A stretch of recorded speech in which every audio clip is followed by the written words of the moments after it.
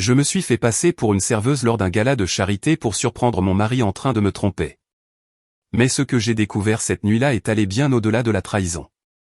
Maintenant, laissez-moi vous raconter cette soirée. Je me tenais devant le miroir dans le vestiaire du personnel du luxueux Kalahari Resort, ajustant un gilet noir sur une chemise blanche impeccable. Le badge épinglé sur ma poitrine indiquait « Emily », pas mon vrai nom, mais un faux pour pouvoir entrer à la fête. Je n'avais jamais rien fait de tel auparavant. Après tout, j'étais directrice marketing, pas serveuse. Mais les situations désespérées exigent des mesures désespérées. Mon mari, Marc, se comportait étrangement depuis 3 mois, il rentrait tard, passait des appels en chuchotant dans une pièce fermée, et portait un nouveau parfum que je ne lui avais jamais acheté. Des signes classiques, supposais-je. Mais j'ai essayé de les ignorer. Nous étions mariés depuis 6 ans. 6 belles années, pensais-je, jusqu'à il y a 3 semaines, quand j'ai trouvé une invitation fourrée dans la poche de sa veste. Gala de charité Clean Water for Africa, le plus grand événement caritatif de la région, réunissant des PDG célèbres et des chefs d'entreprise de partout. Sur invitation seulement. Quand je l'ai interrogé sur la fête, il m'a parlé du gala. Bien sûr, pas de conjoint, a-t-il dit. C'était une obligation sociale, purement caritative. Ennuyeux, honnêtement, juste des discussions d'affaires. Au début, je l'ai cru. Mais j'ai ensuite remarqué qu'il s'était fait couper les cheveux dans un salon coûteux, qu'il avait commandé un smoking sur mesure et qu'il avait commencé à aller régulièrement à la salle de sport, comme s'il se préparait pour une séance photo de magazine. Les hommes ne font pas ça pour un gala de charité ennuyeux. Ma meilleure amie Rachel travaille pour une agence d'événementiel haut de gamme. Un coup de téléphone et j'avais un emploi pour servir du champagne à ce gala même où mon mari insistait qu'il n'était pas approprié d'amener sa femme. J'ai dit à Marc que je prenais l'avion pour Boston pour rendre visite à mes parents ce week-end-là. Il a semblé soulagé. La voix du manager a retenti dans le haut-parleur du vestiaire. Tous les serveurs à vos postes. Ouverture des portes dans 5 minutes. J'ai pris une grande inspiration, j'ai saisi mon plateau d'argent et je suis entré dans la salle principale. La salle de bal africaine était vaste et magnifique, conçue sur un thème authentique de safari africain. Des statues en bois sculptées de lions, d'éléphants et de girafes étaient fixées le long des murs vertigineux. Des lustres en forme de baobabs anciens diffusaient une lumière dorée et chaleureuse comme un coucher de soleil dans le désert. Les tables rondes étaient drapées de linge blanc avec, en guise de centre de table, des vases en argile de style zoulou et des plumes d'autruche. Un groupe de jazz mêlé à des djembés africains s'installait dans un coin. Tout semblait d'une élite extravagante, exactement le genre d'événement où j'aurais dû me tenir au bras de mon mari s'il m'avait invité.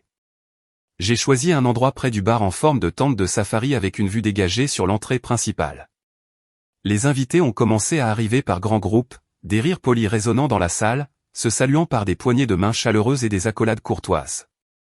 J'ai immédiatement reconnu quelques visages célèbres, des PDG de grandes entreprises régionales, un sénateur, et même quelques stars de télé-réalité apparues dans Forbes. Une femme entrepreneur bien connue d'un conglomérat technologique a fait signe à un groupe à l'autre bout de la salle. Un directeur financier milliardaire a pris un verre sur mon plateau sans même baisser les yeux. C'est ainsi que l'on sert dans des événements comme celui-ci, on devient complètement invisible parmi les stars. Et ce soir, cette invisibilité était exactement ce dont j'avais besoin. Marc est arrivé environ 20 minutes après tout le monde, et j'ai eu le souffle coupé. Il était plus beau que jamais. Le nouveau smoking lui allait parfaitement, comme s'il avait été fait uniquement pour cette nuit. Il souriait ce large sourire sincère que j'avais tant aimé à nos débuts. Mais ce n'était pas pour moi. C'était pour la femme qui est entrée juste derrière lui, la main légèrement posée sur son bras comme si c'était la chose la plus naturelle au monde. Elle est apparue une seconde plus tard, et j'ai senti mon estomac se nouer. Elle était jeune, peut-être 27 ou 28 ans, avec de longs cheveux noirs relevés en un chignon élégant, ornés de délicats accessoires en plumes pour s'accorder au thème. Sa robe rouge vif épousait ses formes, stylisée comme une déesse du safari moderne. Elle a effleuré le bras de Marc alors qu'ils entraient ensemble, riant de quelque chose qu'il chuchotait. J'ai serré le plateau de champagne jusqu'à ce que mes phalanges deviennent blanches. J'ai forcé ma tête à rester basse alors qu'il passait près de moi. Marc a pris un verre sans même me jeter un regard. Elle a secoué la tête poliment, sa voix était douce. Je ne bois pas ce soir. Merci. Sa main s'est instinctivement posée sur son ventre, un geste rapide et subtil, mais je l'ai vu clairement. Mon cœur s'est mis à battre la chamade. Ne pas boire lors d'un gala rempli de champagne, toucher son ventre. La façon dont Marc la regardait, doux, protecteur, fier. Je me suis rapproché, faisant semblant de ramasser des verres vides sur la table voisine. J'ai entendu Marc la présenter à un PDG bien connu. Voici Jessica Rivera, notre nouvelle comptable principale. Jessica a souri radieusement, sa poignée de main était ferme. J'ai vu les regards complices des invités autour d'eux. Ils savaient. Tout ce cercle de la haute société savait. Tout au long de la soirée, je les ai regardés évoluer dans la salle comme un vrai couple. Pas de contact flagrant au milieu de cette foule puissante, mais une intimité émanait de chaque petit geste. Je me tenais juste à côté de la table de Marc et Jessica, et pourtant mon mari ne reconnaissait pas sa propre femme. J'ai servi des boissons, débarrassé des assiettes et joué mon rôle à la perfection alors que mon cœur se brisait en morceaux de plus en plus petits. Et puis, comme pour arracher la toute dernière couche de faux-semblants, Tom le directeur juridique de Von Enterprises, déjà un peu éméché au champagne de prestige a levé son verre plus fort. Et un toast au couple le plus heureux de la soirée. Marc, Jessica, quand est-ce que vous rendez cela officiel? Toute la table est restée silencieuse pendant un long moment. Puis quelques rires gênés ont éclaté. Certaines personnes se sont empressées de passer à d'autres conversations, mais Marc et Jessica se sont regardés un regard que je ne connaissais que trop bien. Un regard d'entente, de secrets partagés, de ce qu'on appelait autrefois l'amour. Je ne pouvais pas rester là une seconde de plus. J'ai posé le plateau sur la table la plus proche et je me suis dépêché vers le couloir du personnel, ignorant le regard surpris du manager. Dans le couloir vide, je me suis appuyé contre le mur, la poitrine haletante. Un mariage? Il prévoyait de l'épouser, ce qui signifiait qu'il avait déjà prévu de me quitter. Mon Marc, mon mari depuis 6 ans, l'homme qui avait promis de rester à mes côtés pour toujours. Je ne sais pas combien de temps je suis resté là. Peut-être 5 minutes, peut-être 15. Mais ensuite, le choc s'est lentement dissipé, laissant place à autre chose, la colère. Une colère brûlante, vive et d'une clarté terrifiante. Je ne m'effondrerai pas. Pas ici. Pas maintenant. Je suis venu au Kalahari pour la vérité, et je l'avais. Et maintenant, je devais faire mon travail. J'étais assise dans une chambre d'hôtel à quelques kilomètres de la maison, l'écran de mon ordinateur portable ouvert devant moi. La caméra de sécurité pour laquelle j'avais payé 5 fois le prix d'installation normal hier soir diffusée en direct. L'horloge dans le coin de l'écran est passée à 6h14 du matin. Marc a poussé la porte et est entré. Il portait toujours le smoking de la veille, les cheveux légèrement ébouriffés, des cernes sous les yeux par manque de sommeil. Je pouvais voir chaque détail clairement grâce à la caméra haute résolution. Il s'est arrêté sur le pas de la porte, a sorti son téléphone et a composé un numéro.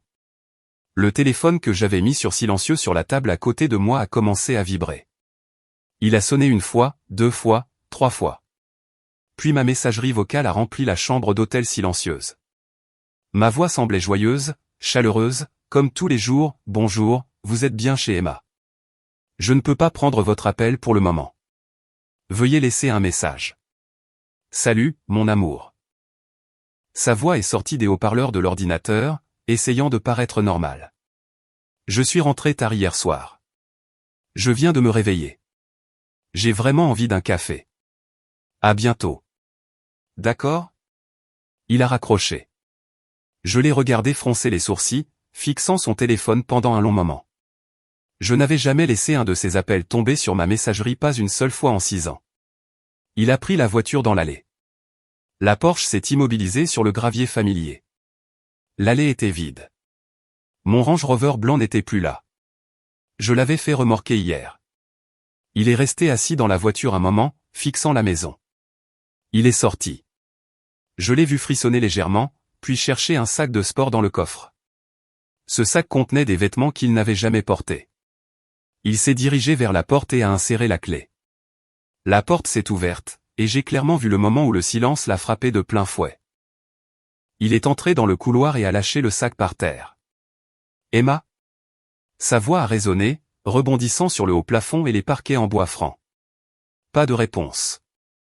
La maison était froide pas à cause de la température, mais de ce genre de froid qui émane d'un endroit qui n'a pas été habité depuis des heures. Et elle était vide. Sur l'écran, son visage est passé de la confusion à une véritable panique. Il est entré dans le salon, et c'est là qu'il a remarqué la première chose qui n'allait vraiment pas. Les tableaux au-dessus de la cheminée, la peinture à l'huile originale de la côte italienne dont j'avais hérité de ma grand-mère avait disparu. Seul le contour léger de l'endroit où se trouvait le cadre subsistait. Il a pivoté sur lui-même. La vitrine dans le coin où je gardais ma collection de porcelaine antique était vide. Les portes en verre étaient toujours fermées, mais les étagères à l'intérieur avaient été vidées. Il a monté les escaliers en courant, 2 par 2, son cœur battant si fort que je pouvais l'entendre à travers le micro sensible. Emma. Il s'est précipité dans la chambre principale. Le lit était fait soigneusement, lisse et plat comme dans un hôtel. Les portes du dressing étaient grandes ouvertes. Il a ralenti le pas en se dirigeant vers le placard. Son côté était intact. Costume, chemise, chaussures, tout était exactement comme avant. Il a regardé de mon côté. Des cintres nus et vides. Pas de sac à main sur les étagères. Les étagères à chaussures étaient vidées. Même les cintres en velours que j'aimais avaient disparu. Il est resté là, la respiration courte et rapide. Ce n'était pas un court voyage, pas une visite à mes parents comme je le lui avais dit. J'ai souri froidement à l'écran, ma main se serrant autour d'une tasse de café devenue froide. Tu ne sais pas encore, Marc. Il n'avait pas encore vu ce qu'il attendait sur la table de la salle à manger, mon alliance, une épaisse enveloppe de mon avocat, et la série de photos prises par un enquêteur professionnel hier soir. Lui et Jessica quittant l'hôtel, main dans la main, les lèvres pressées l'une contre l'autre sous les lampadaires. Il allait bientôt les voir, et alors il comprendrait. Je ne savais pas seulement, j'avais commencé à contre-attaquer. La caméra dans la chambre principale montrait tout clairement. Marc s'est approché lentement de ma table de chevet. Elle était presque vide, il ne restait que 2 choses. Mon alliance, le diamant de 3 carats qu'il avait acheté pour se faire pardonner d'avoir oublié mon anniversaire il y a 3 ans, était posé là froidement, scintillant dans la lumière du matin. À côté se trouvait une épaisse enveloppe Kraft. Il a d'abord pris la bague. Je pouvais voir distinctement ses doigts trembler légèrement. Il l'a fixée un instant, puis l'a glissée dans sa poche. Ensuite, il a tendu la main vers l'enveloppe. Elle était lourde. Sur le devant, de mon écriture soignée, Marc. Il l'a déchirée et a sorti une pile de papier. La première page n'était pas une lettre manuscrite, ni des accusations trempées de larmes ou des demandes désespérées d'explications. C'était une demande de divorce officielle. Demandeur, Emma Vanderlyn. Défendeur, Mark Henderson. Je n'ai pas utilisé son nom de famille. Je l'ai vu laisser échapper un rire court et sec, traversé par l'incrédulité. Tu plaisantes. Il a tourné les pages suivantes. Des photographies étaient jointes, des images haute résolution, horodatées, géolocalisées. Des photos d'eux entrant dans l'hôtel hier soir, le soir même du gala. Des photos d'eux s'embrassant sous les lampadaires près du bureau. Le chronométrage était précis à la seconde près. Des clichés cadrés professionnellement. Ce n'étaient pas des photos prises avec un téléphone par des amis jaloux, elles avaient été prises par un détective privé, le genre le plus cher. Et je voulais qu'il comprenne cela immédiatement. Je savais ce qu'il se demanderait ensuite, comment a-t-elle eu l'argent? Je savais qu'il fouillerait dans sa mémoire, retracerait chaque dépense, chaque alerte de carte de crédit. Il ne trouverait rien d'inhabituel parce que je n'ai jamais utilisé notre argent commun pour cela. Il contrôlait les finances. Il pensait tout contrôler, mais je n'ai jamais dépensé son argent. Il a tourné une autre page, ses mains tremblant désormais. Cette fois, c'était une lettre à l'entête de Vanderlyn & Associates, le meilleur cabinet d'avocats de la ville spécialisé dans les divorces à aux enjeux financiers. Marc s'est figé. Ce n'étaient pas des avocats ordinaires, c'étaient des requins. Leurs seuls frais de consultation s'élevaient à des milliers de dollars l'heure. Il a commencé à lire la lettre signée par Arthur Vanderlyn lui-même, mon cousin. Cher monsieur Mark Henderson, nous représentons madame Emma Vanderlyn dans cette procédure de divorce. Au moment où vous lirez cette lettre, madame Vanderlyn aura quitté la résidence conjugale située au 42 Blackwood Lane.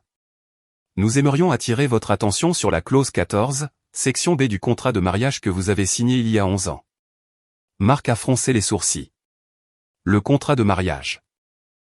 Il s'en souvenait bien. Il avait insisté pour que je le signe. Il était une étoile montante, je n'étais que la fille d'un homme tranquille à la retraite qui, censément, ne connaissait rien au droit ou à la finance. Il voulait protéger ses futurs actifs. Il m'avait tendu le document pour que je le signe sans le lire attentivement, ou du moins, c'est ce qu'il pensait.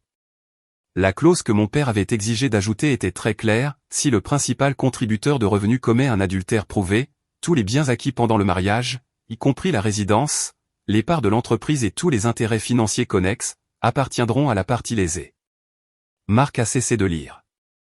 J'ai regardé son visage se vider de ses couleurs. Mon père, cet homme tranquille qui aimait les livres d'histoire et fumait la pipe, était décédé il y a 5 ans. Ce n'était pas n'importe qui. Il possédait 51% de Lexington Corp. Et de nombreux autres actifs. Et il avait protégé sa fille bien avant que je ne rencontre Marc. Tu n'as jamais rien contrôlé, Marc. Tu as juste pensé que c'était le cas. Marc a appelé Nathaniel à ce moment-là. Je le savais parce que le téléphone de Nathaniel a vibré juste là, sur la table en verre devant moi. Nous étions assis dans la chambre d'hôtel, la lumière du matin n'était pas encore chaude.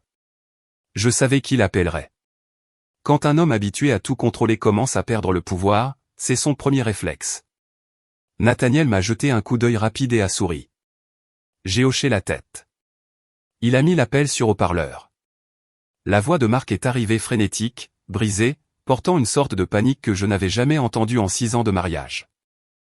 Il divaguait sur les avocats, sur le fait que je perdais la tête, sur la demande de divorce, sur une réunion du conseil d'administration dont il ne savait rien. Nathaniel n'a pas répondu tout de suite.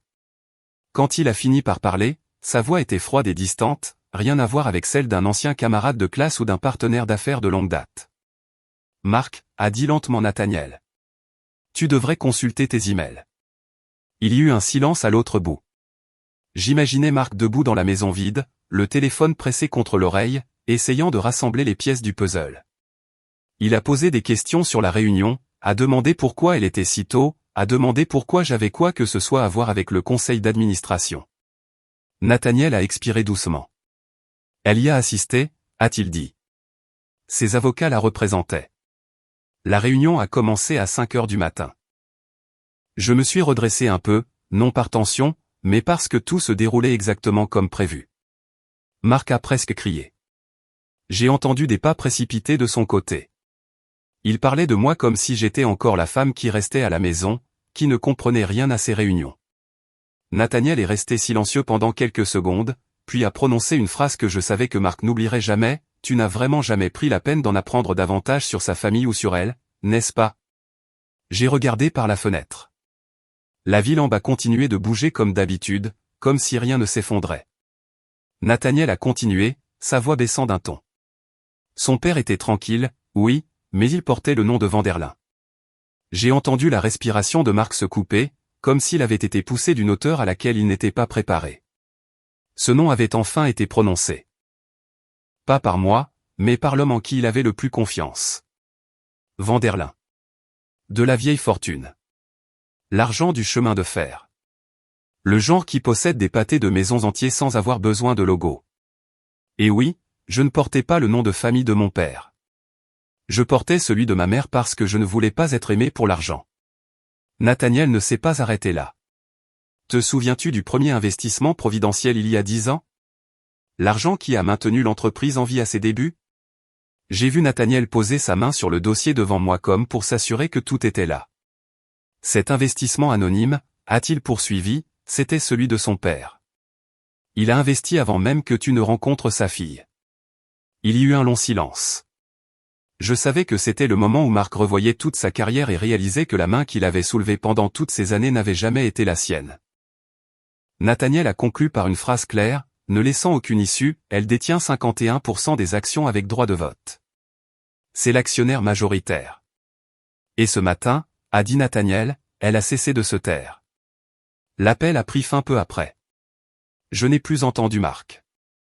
Je n'en avais pas besoin. Nathaniel s'est tourné vers moi, non pas avec pitié, mais avec l'affection d'un grand frère qui m'avait vu grandir. La sécurité a été prévenue, a-t-il dit. Il ne sera pas autorisé à entrer dans les bureaux. J'ai hoché la tête. La décision de démettre Marc de son poste de directeur financier avait été signée avant le lever du soleil. J'ai souri faiblement et pris une gorgée de café. Il m'a trompé, il m'a dupé. Il pensait avoir une main gagnante. Il me pensait faible. Il me pensait stupide. Mais je ne l'ai pas seulement quitté, je l'ai effacé de tout ce dont il était fier. À travers la caméra, je l'ai vu s'effondrer sur le bord du lit, fixant d'un regard vide le mur nu où mon tableau préféré se trouvait autrefois. L'enveloppe était encore épaisse, il n'avait lu que jusqu'à la lettre de licenciement. Je savais qu'il tremblait, sa main s'apprêtant à tourner la page suivante. Ce n'est pas encore fini, Marc. La terreur ne fait que commencer. J'ai ouvert le dernier dossier. Les relevés de dépenses étaient imprimés, soigneusement empilés ligne par ligne. J'ai lu lentement, très lentement, non pas parce que c'était difficile à comprendre, mais parce que je voulais me souvenir de chaque chiffre. Factures d'hôtel de luxe, cadeaux coûteux, vols privés tous répertoriés sous « Dépenses du projet Ashton ». Total, 342 000 $. Pas son argent personnel, pas des bonus, l'argent de l'entreprise utilisé pour entretenir Jessica, pour construire sa vie imaginaire avec elle. Je me suis arrêté à la colonne « Objet de la dépense ». Les formulations étaient choisies avec un soin frôlant l'absurde, réception client, coût de projet, négociation hors site. J'ai ri, non par douleur, mais parce que tout le tableau était soudainement clair. Des dîners étiquetés, négociations, des nuits d'hôtel marquées comme « voyage d'affaires », des cadeaux de luxe appelés « développement de relations ». J'ai posé le stylo. C'est assez, ai-je dit. Ma voix a résonné dans la chambre d'hôtel, calme comme à la fin d'une réunion. Mon avocat a hoché la tête. Cela constitue un détournement d'actifs sociaux, a-t-il dit. Et il y a des éléments criminels. Je ne lui ai pas demandé s'il en était sûr. J'ai demandé quand. Il m'a étudié attentivement. Dès que nous enverrons la notification. Envoyez-la. À 14h36, la réaction en chaîne a commencé. Marc a jailli de la chambre, a couru vers la cuisine et a ouvert le réfrigérateur comme s'il cherchait de l'alcool pour se calmer, mais il n'y avait rien. Je l'avais vidé. Il s'est précipité vers son bureau, a ouvert son ordinateur portable et a tenté d'accéder à son compte bancaire personnel. L'écran a clignoté, compte temporairement gelé pour suspicion de fraude. Il a frappé le clavier. Merde. C'est quoi ça? Ces cartes de crédit toutes avaient été bloquées sur ordre de mes avocats sur la base des preuves de détournement de fonds. Il a couru vers le coffre-fort mural dans le placard. La porte s'est ouverte d'un coup. Vide. L'argent de secours, les documents importants, tout avait disparu. Seule restait une petite note de ma part, il ne reste plus rien pour toi. Il a froissé le papier et a crié. Il s'est précipité dans le garage et a tenté de démarrer la Porsche voiture chérie, sa récompense personnelle, achetée avec de l'argent volé. La clé a tourné, mais le moteur est resté silencieux. L'écran affichait « Système désactivé à distance ». C'était l'application de suivi du véhicule que j'avais piraté, ou plus précisément, que mon technicien avait piraté. Il a donné un coup de pied dans la portière et a hurlé « Merde ! Pourquoi tout est contre moi ?» Il s'est effondré sur le sol froid du garage, la tête retombant sur le volant. Complètement isolé. Pas d'argent, pas de documents, pas de voiture, pas de travail. Je l'ai vu pleurer ses premières larmes en 6 ans. Sa voix a chuchoté à travers le microphone caché, « Emma, pourquoi me fais-tu ça ?»« Parce que tu me l'as fait en premier, Marc. Parce que tu pensais que j'étais stupide, facile à tromper. Maintenant, tu sais ce qu'on ressent quand on est trahi. » Marc s'est levé et a tenté d'appeler Jessica, l'ultime appel d'un homme désespéré. Mais Jean connaissait déjà l'issue, elle refuserait parce qu'il n'avait plus rien de valeur. Il était totalement isolé, comme un animal piégé dans une cage qu'il avait lui-même construite, et moi, de loin, je détenais la clé. J'ai pris une gorgée de café froid, attendant ce moment. Jessica a répondu après 4 sonneries, sa voix sortant du haut-parleur douce, mais empreinte de prudence. « Marc, pourquoi m'appelles-tu à cette heure-ci? Tu es là? Tu es au travail? » « Ouais, tout le monde chuchote et nous venons de recevoir une note de la direction des ressources humaines à l'échelle de l'entreprise. »« Qu'est-ce qu'elle dit ?» a chuchoté Marc. Jessica l'a lu d'une voix plate et indifférente, stipulant que Marc Henderson avait été licencié avec effet immédiat pour faute grave et fraude financière. Elle précisait que la sécurité avait sa photo à la réception. « Jessica, c'est juste du blabla d'entreprise. Ils essaient de me faire peur. J'ai bâti cette société. » Il est aussi écrit, a-t-elle poursuivi en l'ignorant, que l'entreprise mène un audit interne sur toutes les dépenses que tu as approuvées, Marc. Marc a ravalé sa voix, essayant en vain de paraître normal. Jessica, bébé, j'ai besoin de ton aide, juste temporairement. Est-ce que je peux venir rester chez toi quelques jours? Le silence s'est étiré pendant plusieurs secondes, et je pouvais clairement entendre Jessica respirer au bout du fil. Puis elle a ricané, son rire tranchant comme une lame. Marc, tu plaisantes? Tu as dit que tu allais divorcer. Tu as dit que tu étais riche. Tu m'avais promis de nous acheter une maison, et maintenant tu es fauché, viré. Tu pourrais finir en prison. J'aimais ce style de vie, Marc a-t-elle lâché. J'aimais les dîners, les cadeaux, et le fait que tu allais me nommer manager. Je n'ai pas signé pour aller te voir au parloir.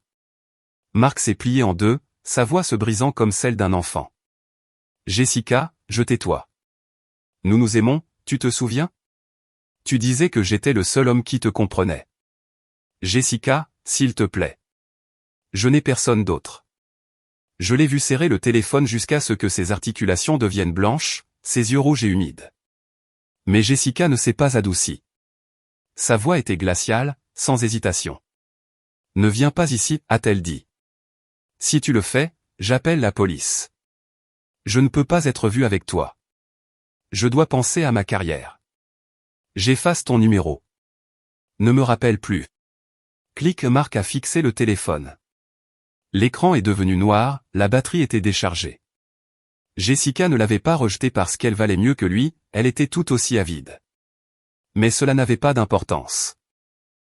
Ce qui comptait, c'était qu'il était désormais totalement seul, sans personne à qui se raccrocher.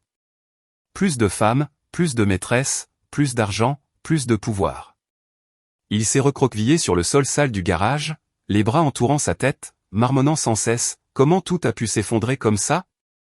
Qu'est-ce que j'ai fait de mal? Tu as tout fait de mal, Marc, dès l'instant où tu as choisi de me trahir. À travers la caméra, il avait l'air pitoyable. Le smoking du gala d'hier soir était maintenant froissé et couvert de poussière, ses cheveux en bataille, son visage rougeau. Il a essayé de se lever, a titubé vers la maison, mais ses jambes ont lâché et il s'est effondré sur le seuil. Je l'ai regardé ramper à quatre pattes dans le salon, s'écroulant sur le sol, haletant comme un animal blessé. C'est à ce moment-là qu'il a réalisé que tout était fini. Complètement fini. J'ai souri légèrement, non pas de joie, mais par soulagement. Il avait creusé sa propre tombe, et maintenant il y était allongé. Nathaniel, à mes côtés, a chuchoté, il est brisé. J'ai hoché la tête, les yeux toujours fixés sur l'écran. Bien. Maintenant, il sait ce que l'on ressent quand on est abandonné. Marc restait là, les yeux vides, fixant le plafond, les larmes coulant sur ses joues. Plus un mot, seulement des sanglots étouffés. J'ai éteint la caméra et fermé l'ordinateur portable. Assez. Le reste de cette journée lui appartenait, une longue journée dans un enfer de sa propre création. Mais je savais qu'il essaierait de se battre. Il appellerait des amis, des avocats, n'importe qui, mais personne ne l'aiderait car tout le monde était déjà au courant par l'email du conseil d'administration et par les messages que j'avais envoyés à quelques personnes clés. Mark Henderson, l'ancien directeur financier, était désormais un échec total. Je me suis levé et j'ai regardé par la fenêtre de l'hôtel, un sentiment de liberté m'envahissant. Ma nouvelle vie commençait ici pendant qu'il s'enfonçait plus profondément dans les ténèbres. Et Jessica? Elle n'était qu'une pièce du jeu, désormais brisée. Marc avait tout perdu, l'argent, le pouvoir, l'amour factice. Tout ce qu'il restait était cette solitude rongeuse. J'ai éteint les lumières de l'hôtel et je me suis allongé sur le lit. Mon premier vrai sommeil depuis la nuit dernière. Le lendemain matin, 3 SUV noirs et élégants se sont arrêtés devant le portail. Des policiers en uniforme sont sortis les premiers, suivis d'Arthur Vanderlyn, mon cousin, et aussi mon avocate dans un costume gris impeccable. Et je suis sorti la dernière. Mes talons ont frappé le trottoir, un son sec et régulier. J'ai vu Marc figé devant la porte du garage, les yeux écarquillés d'incrédulité. Il s'était lancé vers l'avant, son sac de voyage tombant au sol avec un bruit sourd. « Emma » a-t-il crié, sa voix résonnant. Les policiers se sont immédiatement retournés, les mains se dirigeant vers leur holster. Arthur a simplement ajusté ses lunettes, calme. « Restez où vous êtes » a aboyé un officier, s'interposant entre nous. Marc s'est arrêté à environ 15 mètres, respirant bruyamment, le visage rouge. « Tu es une sorcière » a-t-il hurlé. « Tu as tout planifié, n'est-ce pas ? Tu m'as ruiné. Je n'ai pas crié en retour. Je n'ai pas pleuré. J'ai seulement incliné légèrement la tête, le regardant comme on étudie un spécimen étrange sous un microscope. Ma voix était calme, claire, portant sans effort. Je ne t'ai pas ruiné, Marc. Je t'ai juste laissé être exactement qui tu es. Tout le reste, tu l'as fait toi-même. Je t'ai construite, a-t-il rugi, s'accrochant au dernier lambeau de pouvoir. C'est moi qui gérais l'argent. Je m'occupais de toi. Avant de m'épouser, tu n'étais que la fille d'une bibliothécaire à la retraite. J'ai rien rire sincère, mais froid comme la glace. Marc, ai-je dit avec une trace de pitié, ma famille a bâti cette bibliothèque. Ma famille possède la banque à laquelle tu as autrefois emprunté. Je n'avais pas besoin que tu t'occupes de moi. J'avais besoin d'un mari. Mais tu étais trop occupé à jouer les hommes importants pour remarquer qui tu avais épousé. J'ai fait un signe de tête à Arthur. Il a pris un petit sac de course en plastique dans la voiture et l'a lancé au milieu de l'allée. Il a atterri avec un bruit mat à quelques mètres de Marc. C'est quoi ça, a-t-il grogné. Les vêtements que tu as laissés au pressing la semaine dernière, ai-je répondu. Et ton chargeur de téléphone. Je ne suis pas sans cœur. Je veux récupérer ma maison, Emma. Tu ne peux pas me jeter dehors. Arthur a pris la parole, d'un ton fluide mais tranchant. L'acte de transfert a été enregistré électroniquement à 9h ce matin. Vous êtes sur une propriété privée. La police s'est rapprochée. Vous devez quitter les lieux immédiatement. Marc m'a regardé, cherchant quelque chose. Cherchant la femme qui lui massait le dos quand il était fatigué. Cherchant celle qui lui préparait de la soupe. Cherchant n'importe quoi à quoi se raccrocher. Je n'étais plus là. Ou peut-être n'avais-je jamais été là, juste un miroir reflétant ce qu'il voulait voir. S'il te plaît, a-t-il dit en changeant de ton. Je n'ai nulle part où aller. Mes cartes ne fonctionnent plus. Jessica m'a mis dehors. Je n'ai plus rien. Il y a eu une pause très brève, très fragile. Puis j'ai dit lentement et doucement, il te reste ta liberté, Marc. C'est ce que tu voulais, n'est-ce pas? Échapper à ton ennuyeuse épouse? Vivre la vie de paillettes? J'ai remis mes lunettes. Va la vivre. J'ai tourné le dos et je suis entré dans la maison, ma maison. La porte en chêne s'est refermée. Le verrou a glissé, net et définitif. À travers la caméra extérieure, je l'ai vu rester là, le sac de linge à ses pieds. Circulez, monsieur, a dit l'officier, la main sur sa matraque. Marc s'est baissé, a ramassé le sac en plastique et sa valise, et s'est engagé sur le chemin de gravier. Il est passé devant les haies que nous taillions ensemble les week-ends, devant la boîte aux lettres qui portait encore son nom. La pluie a commencé à tomber, une pluie d'hiver glaciale. Il a fait un pas sur la rue, ne sachant pas où aller, sachant seulement qu'il laissait derrière lui la vie qu'il avait détruite de ses propres mains. J'ai éteint la caméra extérieure et je suis retourné à mon bureau. Arthur a demandé, « Tu vas bien ?» J'ai hoché la tête. Mieux que jamais. Dehors, la pluie redoublait d'intensité. Je savais qu'il était trempé dans ce smoking coûteux, désormais froissé, traînant une valise et un sac en plastique dans la rue. Des gens qui s'inclinaient autrefois devant lui au club détournaient maintenant le regard, le considérant comme un vagabond. Et dans la poche de ce blazer sortant du pressing, il trouverait une carte prépayée chargée de $5000. Ma dernière bonté. J'avais laissé un mot manuscrit dans la poche intérieure, « Marc, tu n'as jamais lu attentivement le contrat de mariage et tu n'as jamais lu les statuts de l'entreprise. Si tu l'avais fait, tu saurais qu'il existe une clause garantissant une indemnité de départ minimale quel que soit le motif de licenciement. Ce n'est pas beaucoup, mais c'est assez pour t'éviter de dormir à la rue. Utilise-le pour engager un avocat ou un thérapeute. Je recommande le second. $5000. Hier, ce montant n'aurait même pas payé une bouteille de vin pour toi. Aujourd'hui, c'est tout ce que tu as. Je n'appelle pas cela de la vengeance. J'appelle cela mon dernier acte de bonté. Assez pour que tu te relèves, et assez pour que je n'ai plus jamais à te revoir.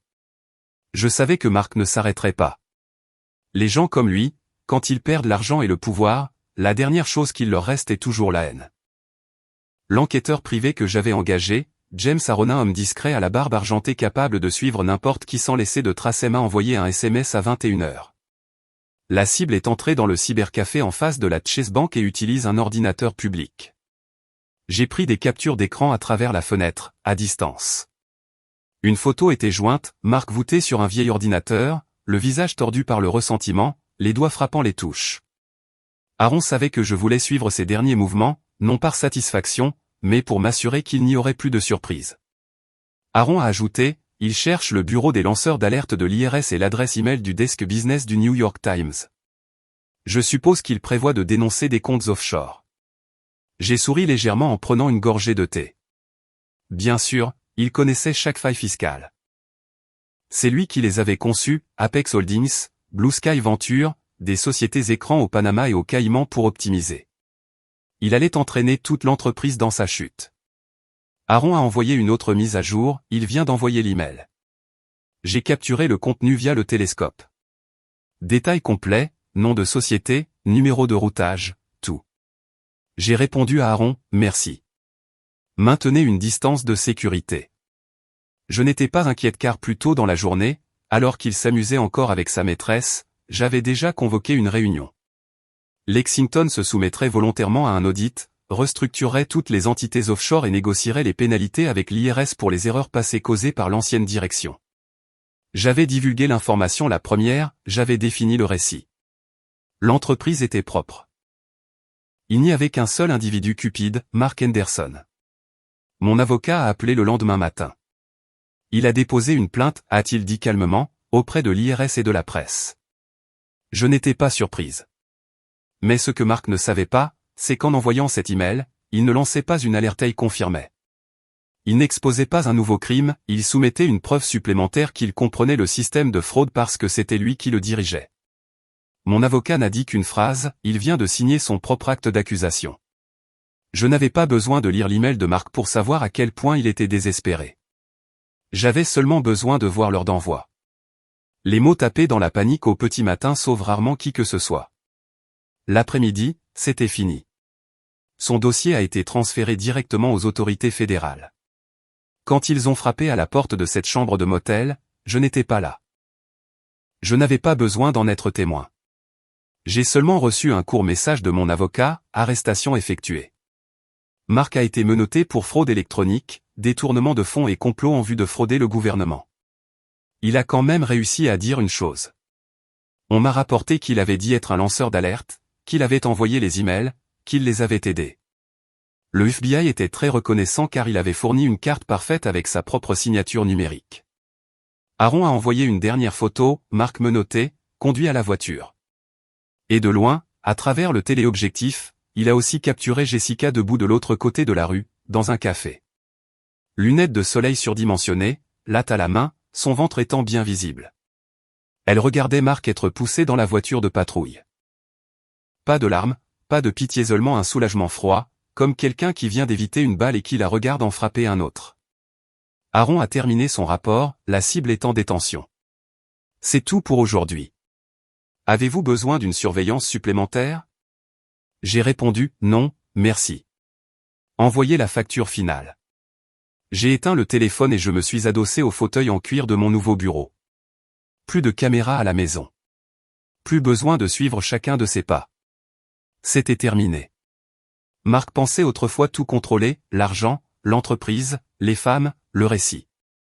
Mais la vérité est simple, il n'a jamais été le joueur. Certaines personnes creusent leur propre tombe, puis passent le reste de leur vie à hurler qu'on les a poussés. Je n'ai poussé Mark nulle part. Je me suis simplement écarté et je l'ai laissé parcourir tout le chemin qu'il avait choisi pour lui-même. 5 années ont passé plus vite que je ne l'aurais jamais imaginé. J'ai eu des nouvelles de Mark, non par les médias, mais par une courte ligne dans un dossier fédéral, peine purgée. Mark est vieux maintenant, le cheveu complètement gris, la peau marquée par le stress et le manque de soleil, les yeux creusés par des cernes permanents. Il travaille au nettoyage à l'intérieur de la prison, n'étant plus l'arrogant directeur financier, mais un détenu anonyme à qui personne ne rend visite, sauf sa mère qui envoie une lettre de temps en temps. J'ai croisé la mère de Mark une fois à l'épicerie. Sa voix tremblait. Mon fils. Il a eu tort. Je l'ai mieux élevé que ça. Je l'ai serré dans mes bras. Ce n'est pas de votre faute. Mark a choisi son propre chemin. Elle a pleuré. Est-ce que tu vas parfois le voir? J'ai secoué la tête. Non, ce chapitre est fermé. Certains noms, une fois qu'on cesse de les prononcer, finissent par disparaître d'eux-mêmes. Et moi? Je suis Emma Vanderlyn. Utilisant à nouveau le nom de famille de mon père, la lignée qui a bâti un empire dont il n'a jamais rien su. Lexington Corporation a triplé de taille sous ma direction, s'est étendue en Asie et est devenue un symbole de durabilité. Je me tiens sur les scènes de conférences mondiales dans une élégante robe noire, les cheveux relevés, acceptant le prix de femme entrepreneur de l'année. Lumière des flashs, tonnerre d'applaudissements. Nathaniel, mon nouveau mari, autrefois l'associé de Marc, me tient la main sous la scène et me chuchote « Tu es incroyable ». Nous nous sommes mariés il y a 2 ans. Un mariage tranquille dans un vignoble toscan. Pas de spectacle, seulement de vrais amis. Nathaniel me serre dans ses bras chaque nuit, sa voix est chaleureuse. Je t'aime pour ce que tu es, pas parce que tu es une Vanderlyn. Nous avons une petite fille, Lily, avec des cheveux noirs et un sourire comme le mien. Une vie bien remplie, sans l'ombre de Marc. Parfois, je reçois des lettres. Je ne les ouvre pas. Je ne ressens pas de haine, je ne suis pas curieuse non plus. Certaines histoires, une fois relues, ne font que reprendre vie. Je choisis de les laisser dormir. Un après-midi, je me tiens près de la paroi vitrée de mon bureau, regardant la ville changer de couleur au coucher du soleil. Mon téléphone vibre. Nathaniel me demande si je veux dîner tôt. Je dis oui. C'est tout. Pas de triomphe, pas de jubilation, juste une journée ordinaire, vécue de la bonne manière. Si quelqu'un me demande ce que Marc a perdu, je ne ferai pas de liste, car ce qu'il a perdu n'était pas une maison, de l'argent ou un titre. Il a perdu la capacité d'inspirer la confiance. Certaines personnes détruisent tout de leurs propres mains et appellent cela le destin. Et d'autres marchent à travers les décombres et reconstruisent tranquillement leur vie. J'ai choisi la seconde option. Cette nuit à Kahari a tout changé. Un mariage s'est effondré, un crime a été exposé, des illusions ont volé en éclats. Mais cela m'a redonné moi-même forte, ne tolérant plus les mensonges. C'était douloureux, mais cela valait bien plus que n'importe quel certificat de mariage. Marc a tout perdu par arrogance et trahison. J'ai gagné, non pas en le tirant vers le bas, mais en m'élevant bien au-delà de tout ce qu'il aurait pu imaginer. La meilleure vengeance, vivre mieux.